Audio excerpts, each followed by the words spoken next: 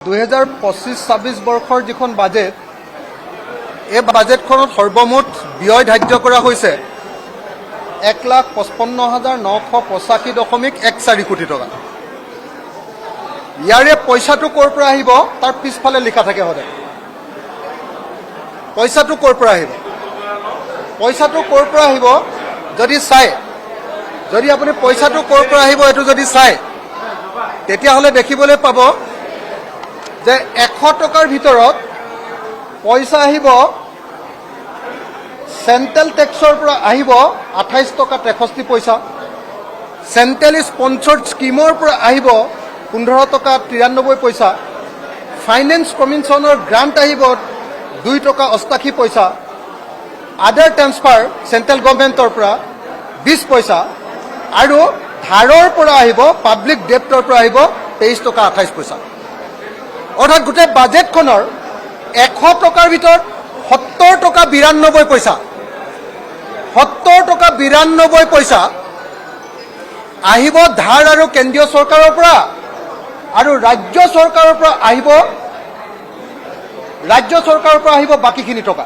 কিমান? 29 টকা, 29.08 টকা। মই আকৌ ক'লো আপোনালোকে গোটেই বাজেটখনৰ প্ৰকৃত অৱস্থাটো চাওক। গোটেই বাজেটখনৰ আচল অৱস্থাটো এইটোৱে যে বাজেটখনৰ 100 টকাৰ 23 টকা 28 পইচা আহিব ধাৰৰ পৰা, 28 টকা 63 পইচা আহিব কেন্দ্ৰীয় চৰকাৰৰ পৰা, share of central taxes, central sponsored scheme, এই ধৰক এনৰেগা, PMGSY এনেকুৱা যিবিলাক স্কিম, এইবিলাক স্কিমত আহিব। এইটো উল্লেখ নকৰিলেও হয় আচলতে, এইটোৰ পৰা উল্লেখ আহিব 15 টকা 93 পইচা, আৰু ৰাজ্য চৰকাৰৰ পৰা আহিব পইচা মাত্ৰ নিজৰ ওন টেক্স আৰু নন টেক্স ৰেভিনিউ, এই দুইটাৰ পৰা আহিব মুঠতে টেক্স ৰেভিনিউ আৰু own tax non tax revenue, এইটোৰ পৰা আহিব মাত্ৰ 29 টকা 08 পইচা। গতিকে এই বাজেটখন একদম পুৰা আনৰ পিঠাৰে বিহু পতাৰ বাজেট।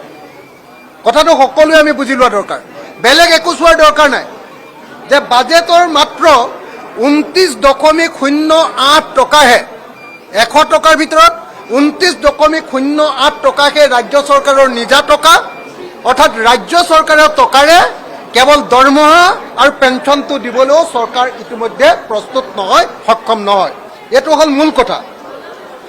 আনহাতে 2 নম্বৰ বস্তুটো যদি আপুনি চাই বাজেটৰ, তেতিয়াহ'লে ইণ্টাৰেষ্টিংলি আপুনি দেখিবলৈ পাব যে অসমৰ GSDP বৃদ্ধিৰ হাৰ কমিছে।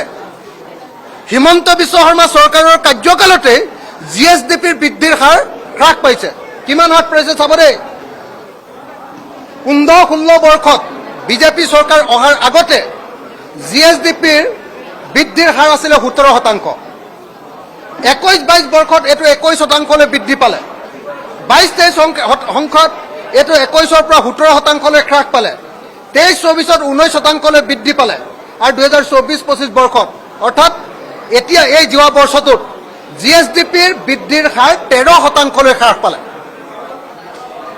অৰ্থাৎ তৰুণ গগৈ চৰকাৰৰ দিনত শেষৰ কাৰ্যকালত GSDP বা GDP বৃদ্ধিৰ হাৰ, অসমৰ GDPৰ বৃদ্ধিৰ হাৰ 17% আছিলে, আৰু হিমন্ত বিশ্ব শৰ্মাৰ এই বছৰৰ GDP বৃদ্ধিৰ হাৰ 13%লৈ হ্ৰাস পালে। এয়া হ'ল ৰাজ্য চৰকাৰৰ অৰ্থনীতিৰ প্ৰকৃত অৱস্থা। গতিকে যদি কোনোবাই বেলেগ কথা বুজিবলৈ কোৱাৰ কোনো দৰকাৰ নাই। বাজেটৰ, মই আকৌ এবাৰ কৈ দিছোঁ, বাজেটৰ খৰচৰ 29% টকাহে ৰাজ্য চৰকাৰে খৰচ কৰিব, আৰু অসমৰ GDP বৃদ্ধিৰ হাৰটো ক্ৰমান্বয়ে হ্ৰাস পাই আহিছে।